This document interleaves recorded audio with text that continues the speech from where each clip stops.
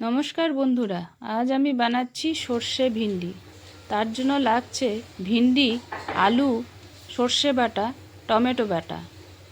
চলুন রেসিপিটা দেখে নেওয়া যাক। কড়াই গরম হলে তাতে সর্ষের তেল দিয়ে নিচ্ছি।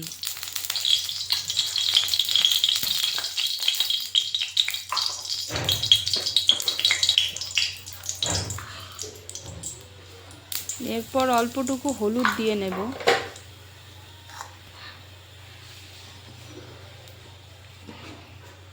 তারপর ভেন্ডিগুলো দিয়ে দিচ্ছি। এই সময় গ্যাসের ফ্লেমটা লোতে রাখতে হবে, যাতে নাকি ভেন্ডিগুলো সুন্দরভাবে হালকা আঁচে ভাজা হয়ে যায়।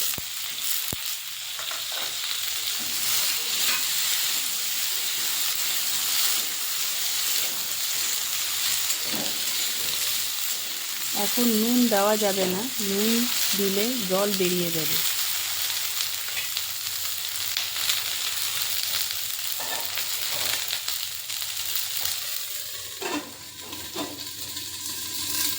ঢাকা দিয়ে 5 মিনিটের মতো নাড়াচাড়া করে নেব।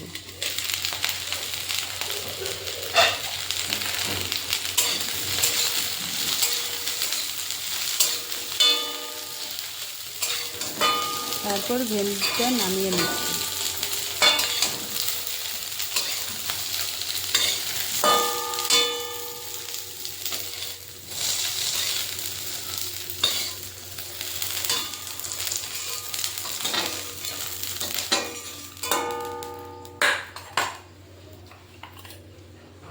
আবার অল্পটুকু তেল দিয়ে দিলাম।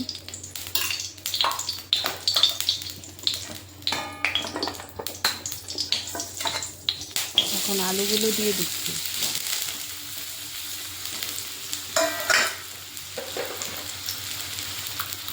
আলুগুলো পাতলা পাতলা করে কেটে নিয়েছি, কারণ ভেন্ডি তাড়াতাড়ি সেদ্ধ হয়ে যায়। আলুর মধ্যে অল্প হলুদ ও অল্প নুন দিয়ে দিলাম।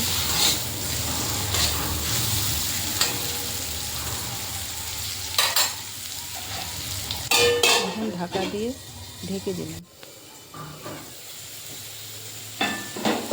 তো 5 মিনিট ঢাকার পরে নাড়াচাড়া করে দেখলাম আলুটা সেদ্ধ হয়ে গেছে। এখন নামিয়ে নিচ্ছি।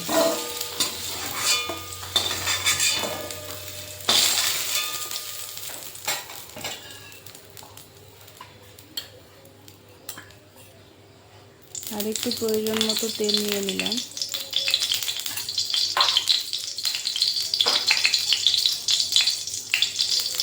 ফোড়নে দিচ্ছি একটা শুকনো লঙ্কা,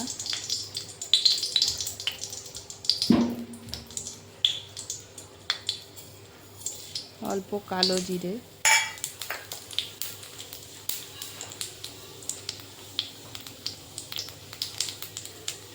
এখন দিয়ে দিলাম গ্রেট করে রাখা টমেটোটা।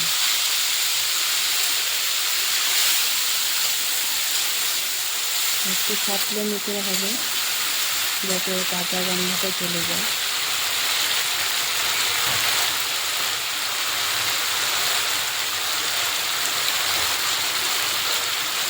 দিয়ে দিচ্ছি 2টো কাঁচা লঙ্কা।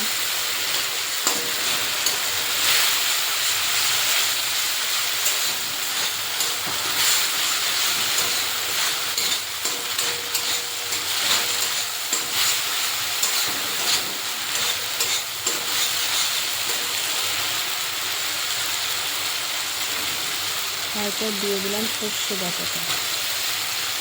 সর্ষেটা আমি 4 ভাগের 1 ভাগ পেঁয়াজের টুকরো আর 2টো কাঁচা লঙ্কা অল্প নুন দিয়ে বেটে রেখেছিলাম।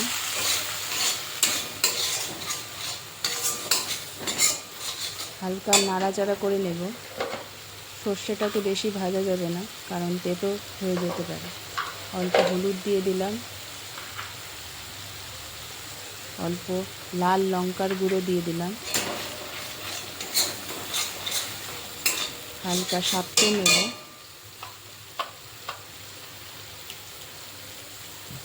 তারপর প্রয়োজন মতো নুন দিয়ে দিলাম।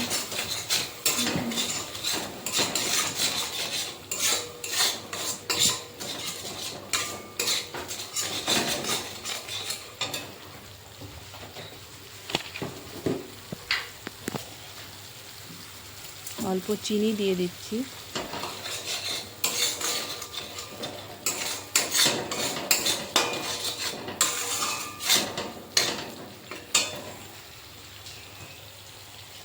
তারপর ভেজে রাখা ভেন্ডিগুলোকে দিয়ে দিলাম।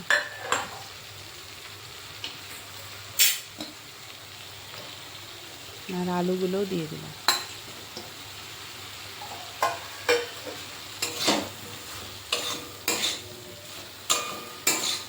তারপর মশলার সাথে ভালো করে মিশিয়ে নিতে হবে।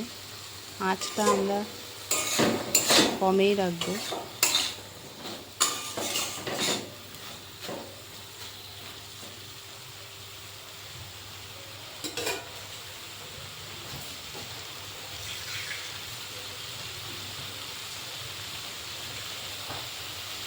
এরপর প্রয়োজন মতো অল্প জল দিয়ে দিলাম।